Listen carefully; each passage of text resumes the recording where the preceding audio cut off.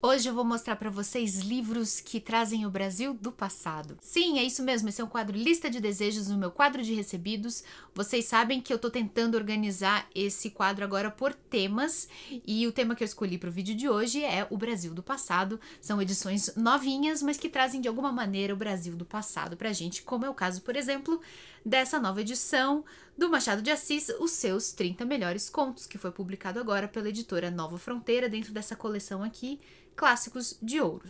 Bom, coletânea do Machado de Assis é a coisa mais comum do mundo. Muita gente não sabe ainda, deveria saber que Machado de Assis é tão bom quanto contista, quanto ele era como romancista, então a gente tem obrigação de conhecer os contos dele também. E aqui nesse canal você vai encontrar inclusive várias resenhas de contos famosos do Machado, mas ele tem muitos contos que eu ainda não resenhei, que eu ainda não li. Aqui a gente tem só uma seleção de 30 contos especiais, não são necessariamente os melhores, essa é só a opinião dos editores. Eles estão organizados por ordem cronológica, né, conforme a publicação. Esse primeiro só, esse Três Tesouros Perdidos, que é da década de 1850, quando o Machado era realmente muito jovem, e os demais são a partir da década de 1870, já dentro de coletâneas como o Papéis Avulsos, História Sem Data e assim por diante. Desses contos que tem aqui nessa coletânea, alguns eu já resenhei, como por exemplo Teoria do Medalhão, O Alienista, O Pai contra a Mãe, Missa do Galo, mas tem vários outros, O Caso da Vara. O Caso da Vara ganhou uma versão narrada, né? Eu tenho um podcast e eu fiz a leitura e comentei esse conto. Eu fiz mesmo? Agora eu tô na dúvida se foi esse que eu fiz ou não. Enfim, tá no histórico do canal, já são 8 anos de conteúdo. Às vezes eu me confundo se o que eu fiz foi podcast ou se foi vídeo, mas eu tenho certeza que eu já trabalhei O Caso da Vara com vocês. Ele tem esse nome, né? Não tem como esquecer. Para deixar vocês curiosos, eu vou ler o comecinho do primeiro conto, que se chama Três Tesouros Perdidos. Vamos lá. Uma tarde, eram 4 horas, o Sr. X voltava à sua casa para jantar. O apetite que levava não o fez reparar em um cabriolé que estava parado à sua porta. Entrou, subiu a escada, penetra a sala e dá com os olhos em um homem que passeava a largos passos, como agitado por uma interna aflição. Cumprimentou-o polidamente, mas o homem lançou-se sobre ele com uma voz alterada e disse-lhe: Senhor, eu sou F, marido da senhora E. Estimo muito em conhecê-lo, responde o Sr. X, mas não tenho a honra de conhecer a senhora Dona E. Não a conhece, não a conhece. Quer juntar a zombaria à infâmia? Senhor! E o Sr. X deu um passo para ele. Alto lá! O Sr. F, tirando do bolso uma pistola, continuou. Ou o senhor há de deixar essa corte, ou vai morrer como um cão. Mas, senhor, disse o Sr. X, a quem a eloquência do Sr. F tinha produzido um certo efeito. Que motivo tem o senhor? Que motivo, é boa! Pois não é o motivo andar o senhor fazendo a corte à minha mulher? Corte à sua mulher? Não compreendo. Não compreende, oh, não me faça perder a estribeira. Creio que se engana. Enganar-me é boa, mas eu o vi sair 2 vezes de minha casa. Sua casa? Bom, enfim, eu tô aqui lendo... tô lendo emocionada aqui o conto. Esse conto eu não conheço, não sei como termina. Já estou curiosa. Se você quiser saber o que acontece... Gente, eu não sabia que o Machado tinha escrito, assim, um conto de corno. Maravilhoso, maravilhoso. É um Machado jovem, tá? Vamos lembrar que Machado, conforme ele foi envelhecendo, ele foi ficando mais sutil, mais sofisticado, mas enfim, esse é um conto interessante. Eu não conhecia, tá aqui nessa coletânea, seus 30 melhores contos.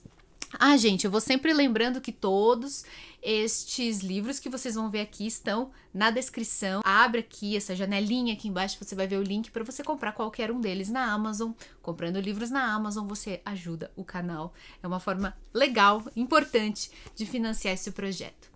Bom, continuando com os nossos livros do passado, aqui ó, um livro de não ficção, ele se chama Inventário das Sombras, 17 retratos de grandes escritores do José Castelo.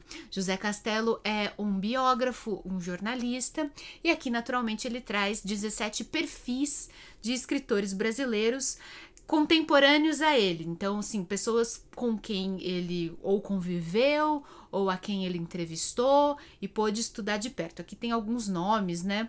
Vocês podem ver, tem o Manuel de Barros, o Dalton Trevisan, Hilda Hilst, Nelson Rodrigues, Clarice Lispector, Ana Cristina César, José Saramago, enfim, escritores do século XX, principalmente da segunda metade. Um escritor chamado Cristóvão Tesa, que também é da nova geração, fez o texto de Orelha e disse o seguinte: como um detetive de almas levantando pistas esparsas e incompreensíveis, Castelo consegue unir o rigor da informação objetiva com a insegurança da literatura e do ato de escrever. Vocês sabem, eu já admiti aqui a minha dificuldade com biografias. Isso aqui não são biografias, né? Como eu falei, são perfis curtos. Eu vou começar a ler para vocês o primeiro perfil, que é de Clarice Lispector, para a gente sentir o tom da obra. Vamos lá. A Senhora do Vazio. Rio de Janeiro, novembro de 1974. Aos 23 anos de idade, apenas começando minha carreira de jornalista, passo secretamente a rascunhar alguns textos de ficção. Exercícios penosos em que avanço em ritmo vacilante, sem certeza do rumo que desejo seguir. Há nesse momento um livro que não consigo parar de ler, A Paixão segundo GH, de Clarice Lispector. Eu o descobri um dia, ao acaso, na estante de uma irmã. Comecei a leitura sem nenhuma convicção e logo esbarrei em seu espírito acidentado e aflitivo. Insisti. Não pude largá-lo mais. Tentando unir as duas experiências, envio um dos pequenos textos que acabo de escrever, que não chega a ser mais que uma confissão, para o apartamento de Clarice Lispector no Leme. Olha, o rapaz é ousado. Mando junto meu endereço e telefone, na esperança de que ela um dia venha a me responder. Os dias passam e desisto de esperar. Volto a GH. Bom, assim começa, não vou ler mais, eu não sei se em algum momento Clarice vai responder ao jovem José Castelo, mas eu sou capaz de apostar que eles ainda vão se encontrar, né? Nem que seja na posição de entrevistador, entrevistada, eu não sei. Continuando aqui com os nossos livros que mostram esse Brasil do passado, temos aqui uma reedição de um clássico da literatura brasileira, de um escritor que eu gosto muito, coloco entre os meus favoritos, é Jorge Amado, e aqui temos A Morte de Quincas Berro d'Água. É uma novela, não chega a ser um romance, tá numa categoria abaixo, né, em termos de extensão, não tem uma definição muito clara do que é conto, novela ou romance, mas normalmente é questão do tamanho mesmo. Os contos são curtinhos, as novelas um pouco mais longas, como é o caso da Metamorfose do Kafka e de A Morte de Quincas Berro d'Água. É uma história sobre um homem que teve uma vida dupla, é o Quincas, que levava ao mesmo tempo uma existência careta, correta, de funcionário, pai de família, homem de bem, e de Quincas Berro d'Água, é um malandro, um cara que vivia no bar, um cara que só convivia com marinheiros, prostitutas e pessoas marginalizadas da sociedade. Quando ele morreu, portanto, dois tipos de pessoas choraram, né? Foram dois velórios completamente diferentes, o da família e o dos amigos. É uma brincadeira que Jorge Amado faz com brilhantismo sobre as hipocrisias da sociedade brasileira. Esse aqui é um texto publicado em 1959, um período de bastante ainda repressão dos costumes, muito moralista, muito hipócrita. E essa edição é de capa dura da editora Companhia das Letras. Ela traz, vou mostrar aqui para vocês com calma, vocês às vezes reclamam que eu não mostro com calma as edições, é que às vezes não tem muito o que mostrar, né, porque é só texto dentro, mas às vezes, deixa eu abrir melhor isso aqui, às vezes tem um pouco mais, e nesse caso tem um ensaio fotográfico, então como se fosse uma exposição de fotografia, são várias fotos, nem vai dar para mostrar tudo, porque são várias páginas com fotos, e aqui ensaio visual, é de Marep, esse é o nome do artista, tem um prefácio de Itamar Vieira Júnior, o autor de Torto Arado, e pós-fácio de Afonso Romano de Santana. Então, é uma edição luxuosa, né, para marcar esse texto que acabou virando folclórico, né? Ele já foi adaptado para o cinema, já foi adaptado para o teatro um monte de vezes. E é um texto super divertido, que dá para ler rapidinho, é muito, muito saboroso. Eu, pelo menos, gosto muito da prosa do Jorge Amado, eu acho que ele é inigualável. Vamos ao capítulo 1. Até hoje permanece certa confusão em torno da morte de Quincas Berro d'Água. Dúvidas por explicar, detalhes absurdos, contradições no depoimento das testemunhas, lacunas diversas. Não há clareza sobre hora, local e frase derradeira. A família, apoiada por vizinhos e conhecidos, mantém-se intransigente na versão da tranquila morte matinal, sem testemunhas, sem aparato, sem frase, acontecida quase 20 horas antes daquela outra propalada e comentada morte na agonia da noite, quando a lua se desfez sobre o mar e aconteceram mistérios na orla do cais da Bahia. Presenciada, no entanto, por testemunhas idôneas, largamente falada nas ladeiras e becos escusos, a frase final repetida de boca em boca representou, na opinião daquela gente, mais que uma simples despedida do mundo, um testemunho profético, mensagem de profundo conteúdo, como escreveria um jovem autor do nosso tempo. Assim começa, então, a morte de Quincas Berro d'Água. Vocês já entenderam que tem até 2 versões sobre como foi a morte desse homem, né? A morte caretinha, certinha, dentro de casa, e a morte na noite, no meio, né, da balbúrdia, no meio das coisas erradas, como diria o Fernando, do Foro de Teresina, quem ouve sabe. Enfim. Bom, vamos continuar aqui. Eu tenho mais uma edição dessa coleção Clássicos de Ouro da Nova Fronteira. Essa daqui reúne os 100 melhores sonetos clássicos da língua portuguesa. Eu prometi para vocês que esse vídeo ia levar a gente para o Brasil do passado, e aqui a gente leva mesmo para o passado mesmo. Tem alguns sonetos portugueses também, mas o Brasil é representado por nomes bem legais como o Gregório de Matos, um poeta misterioso. A gente nem conhece a biografia dele direito. Ele tinha o apelido de Boca do Inferno porque ele tinha uma pena assim muito subversiva, que inclusive trazia várias cenas picantes e tal. Temos Cláudio Manuel da Costa, Inácio José de Alvarenga, Gonçalves Dias, aqui já estamos na fase romântica, Álvares de Azevedo e vários outros, inclusive o próprio Machado de Assis, que entre muitas coisas boas que ele fazia, como os romances e os contos, também fazia poesia. Ele não é muito lembrado como um poeta brilhante, mas é claro que ele também não fazia feio, e aqui temos alguns sonetos do Machado. Soneto, para quem não sabe, esse formato é fixo, ele não pode ter alterações de poesia. Então, é sempre formado por 4 estrofes, sendo que as 2 primeiras estrofes têm 4 versos e as 2 últimas estrofes têm 3 versos. Esse formato nunca muda. Se é soneto, tem esse formato. E também tem a questão da métrica, né? Todas as sílabas têm uma quantidade justa de sílabas poéticas. Também tem os padrões de rimas e tal. Então, ele é um texto todo regradinho. Por isso, escrever um soneto é um desafio, mas quando se consegue escrever um soneto, o resultado é muito bom, porque é um texto sonoro, é um texto que tem ritmo, que tem musicalidade. E o Brasil teve vários bons sonetistas, e os portugueses também. Digamos que eles também eram bons. Tem vários aqui, do Camões, do Camilo Peçanha, do Fernando Pessoa, enfim, é um texto muito legal para quem gosta de poesia. Essa aqui é a poesia por excelência, né? O formato do soneto é o mais clássico, é o mais redondinho, é o mais elegante, enfim. É muito fascinante estudar sonetos. E vale a pena eu ler um soneto para vocês, né? Vou ler esse daqui do Cruz e Souza, poeta catarinense, nascido em 1861. Acrobata da dor.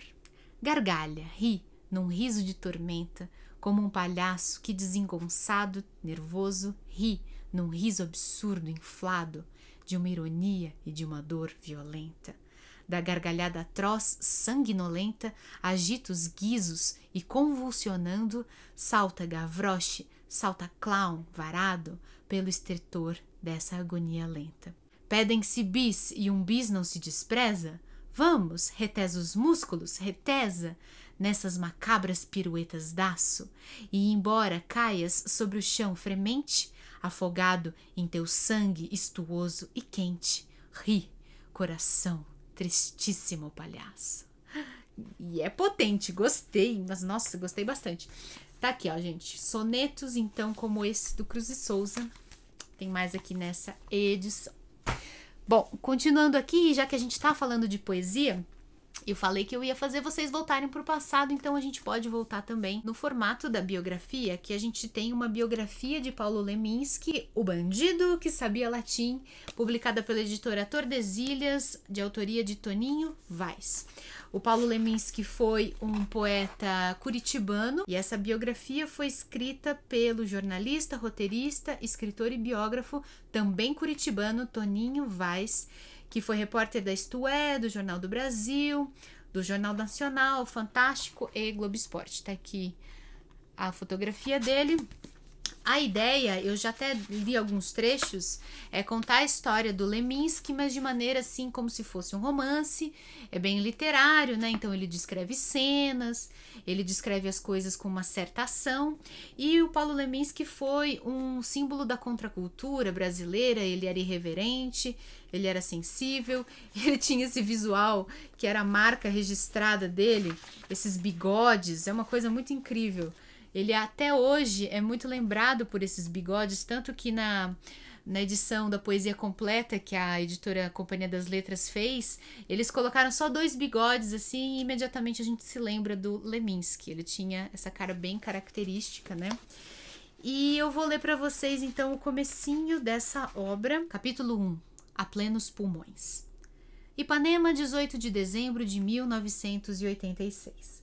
O telefone toca logo pela manhã, fazendo um rim, rim, estridente, próximo ao meu ouvido no momento mais delicioso do sono. Uma esticada de olho no relógio e a indicação dos ponteiros. 8 horas. Simplesmente madrugada para um jornalista de hábitos noturnos como eu. Amante de bares, blues e lua cheia. Arrastei um alô quase inaudível, com a intenção de que fosse interpretado como um bom dia. Martins, é você? Imediatamente reconheci a voz de Paulo Leminski e pulei da cama. Paulo, que surpresa! Vamos dizer que um telefonema do Paulo era sempre uma surpresa. Ainda meio tonto, tentei me recompor. Ele não esperou. Mano, o Pedro pediu a conta. Silêncio. Parei de repente, segurando o telefone com uma mão e esticando o fio com a outra. Como assim pediu a conta? Se enforcou, se matou, chamou o garçom, se foi. Silêncio mais uma vez. Porra, Paulo, que história é essa? E assim começa. Esse Pedro é Pedro Leminski, eu sei quem é. É o irmão do Paulo Leminski que se suicidou. Então, você vê, começa com uma cena pessoal. Então tem diálogos, tem até a criação de um suspense e tal. Bom, continuando aqui, esse é um clássico dos anos 70, da Nélida Pinhon. Ela ainda está viva, é uma escritora brasileira, se eu não me engano, ela é imortal da Academia de Letras, ainda publica, ela ainda está em atividade. Ela é carioca e estreou em 1961 com o romance Guia Mapa de Gabriel Arcanjo. E essa obra aqui, que se chama A Casa da Paixão, foi publicada em 1972 e causou, assim, um certo escândalo, porque trazia uma protagonista feminina que tratava de questões envolvendo a sua sexualidade. Eu vou ler aqui o comecinho do prefácio, escrito pelo também escritor Sérgio Abranches. Ele diz assim: A Casa da Paixão chegou aos leitores em 1972, um ano de tormento nacional, era um período de muita repressão, né? Era o auge da ditadura. Foi um choque, o livro, né? Foi um choque para quem o leu na época. Um livro que tratava de forma tão intensa a sexualidade feminina, a livre relação da mulher com seu corpo. Quando o prazer feminino era quase tabu em nossa sociedade, Nélida Pinhon teve a ousadia de escrever sobre ele de forma desabrida e abundante. Expõe a sua mulher ícone, né, a protagonista que se chama Marta, como desafio e como afirmação de soberania. Não era comum na literatura da época uma escritora tratar de forma tão franca o que Nélida chama de o milagre da carne. Não por acaso, Toni Morrison, a premiada ficcionista americana e autora de ensaios feministas e antirracistas, e eu acrescento, vencedora do Prêmio Nobel, ao ler a edição em inglês, considerou o romance revolucionário no tratar a sexualidade das mulheres. Então é uma história, olha só, Marta é afirmativa, destemida e livre das culpas tradicionalmente inculcadas pelo mundo masculino. Seu desejo é solar e, procurando expandir-se, vive em luta surda com o ambiente sufocante da casa do pai. Mas grandes mudanças se anunciam com a chegada de Jerônimo, o pretendente escolhido pelo pai, a ameaça de perpetuação do domínio masculino com o inesperado desfecho. Então tá aqui A Casa da Paixão, da Nélida Pinhon. Esse livro está sendo relançado em nova edição pela editora Record. E agora, ainda voltando para esse nosso país do passado, a gente volta para as décadas de 1950 e 60, quando foram publicados os explosivos contos, são microcontos, são micro-histórias de Nelson Rodrigues dentro de uma coluna nos jornais que se chamava A Vida Como Ela É. O Nelson Rodrigues, ele era um cara assim, muito polêmico, muito controverso, muito brilhante, muito atormentado e muito provocador. Ele tinha essa coluna nos jornais que se chamava A Vida Como Ela É, que trazia sempre umas pequenas historinhas, né, umas historietas, sempre envolvendo as maiores safadezas que o povo brasileiro praticava, mas fingia que não praticava. E quando fala safadezas, são inclusive safadezas não apenas sexuais, mas de comportamento, de moralidade, né? O Nelson Rodrigues provocadoramente dava a essa coluna, né, esse nome de A Vida Como Ela É, porque ele não tem culpa, né? Ele só tá contando sobre a vida como ela é. Ele não tá incentivando, ele tá apenas jornalisticamente contando as histórias, principalmente da classe média brasileira dessas décadas de 50 e 60. Então, quando começou a publicar diariamente a coluna A Vida Como Ela É, no jornal Última Hora, Nelson Rodrigues já havia passado pelas redações dos jornais Amanhã, A Crítica, Jornal dos Esportes e O Globo. Também já tinha deixado sua marca na história do Teatro Nacional. Seus textos recriam alguns dos temas mais caros ao escritor: a fidelidade, o ciúme, a dualidade entre amor e sexo, a distância moral entre as antigas famílias do subúrbio do Rio de Janeiro e a nascente população de classe média e alta em Copacabana e arredores. E então eu vou dar um gostinho para vocês aqui. Lendo o primeiro conto, vamos lá. Só o comecinho, vai. Conto número 1, O Inferno. Quando ela disse que tinha um filho, um garoto já de 12 anos, Romualdo caiu das nuvens. Filho? Você não sabia? Foi enfático. Nem desconfiava? E ela? Pois tenho. Fez 12 anos e está no colégio. Engraçado. Por quê? Ele foi então gentilíssimo. Disse que ela não parecia mãe de ninguém, e muito menos de um garoto quase rapaz. E, na verdade, a idade do menino o espantara. Lucília, com seu tipo frágil e pequeno, o ar de menina, um quê infantil nos olhos, no sorriso, nas maneiras, parecia uma garota solteirinha. E não foi somente de espanto sua reação. Experimentou também um certo alarme. Aquele filho, aquele marmanjo, inesperado e taludo, assustava. Foi, porém, bastante hábil e educado para dissimular o desconforto, bastante cínico para a seguinte promessa: vou ser para ele um segundo pai. Deus me livre! Como? Lucília suspirou. Eu te explico. Vamos entrar ali um momentinho. E entraram numa sorveteria.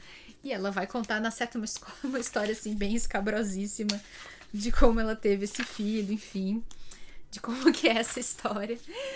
Leiam A Vida Como Ela é um patrimônio da cultura popular brasileira e que diz respeito à geração dos nossos avós, aos nossos bisavós, depende da sua idade. Enfim, é importante que a gente conheça, até porque traços desse muralismo continuam existindo até hoje. Então leiam pelo menos alguma coisa da vida como ela é, porque é muito interessante. E muito divertido também, viu? As pessoas não liam porque faziam um estudo sociológico, elas liam porque era muito legal, porque eram histórias bem cabeludas, era como picolés de limões do Não Inviabilize, era isso que representava a vida como ela é. Eu nunca tinha pensado nisso, mas é exatamente isso que a Déia Freitas faz naquele podcast dela, é similar ao que o Nelson Rodrigues fez durante décadas nas suas colunas, em vários jornais. Então é por isso que fascina tanto, a gente gosta de ver a miséria humana, essas histórias aí semi-reais, que a gente nunca sabe nessas histórias que eles contam lá no Não Inviabilize se é tudo verdade ou não, né? Não importa, a gente gosta de saber as histórias e de comentá-las. E quanto mais espantosas e mais revoltantes, melhor. E é isso, gente. Espero que vocês tenham gostado. Esse foi o nosso Lista de Desejos com esse tema de O Brasil do Passado. O próximo vai ser o Brasil do Presente. Vou trazer livros contemporâneos, porque tem muita literatura boa que está sendo feita neste exato momento aqui no Brasil. Vários desses escritores, inclusive, são candidatíssimos a serem lidos durante muito tempo e lá no futuro se tornarem autores clássicos também. Um beijo a todos, a gente se vê no próximo vídeo. Não se esqueça, para comprar os livros, os links estão aqui embaixo na descrição. Você ajuda o canal se você fizer compras na Amazon. E você também ajuda o canal se tornando um padrinho ou uma madrinha. É só conhecer a minha campanha no Padrinho, o endereço está aqui embaixo. Um beijo a todos, a gente se vê no próximo vídeo. Até mais!